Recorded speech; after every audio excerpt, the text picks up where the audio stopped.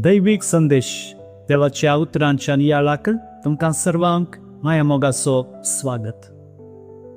आज कीर्तनकार आमकां देवान कितें केलां तें संवसाराक परगट करूंक आपोवणें दिता. देवान आमच्या जिवितांत कितें केलां? देवान आमकां आपल्या सारक्या आनी स्वरुपायेचो जावन रचला. संवसार पातकात आसतना आपल्या एकल्याच पुताक ताणें संवसारी धाडला आमकां सोडवण दिवच्याक. आमी पातकी जावन आसतना जेसू बऱ्या गवड्या बरी आमकां सोदून आयला.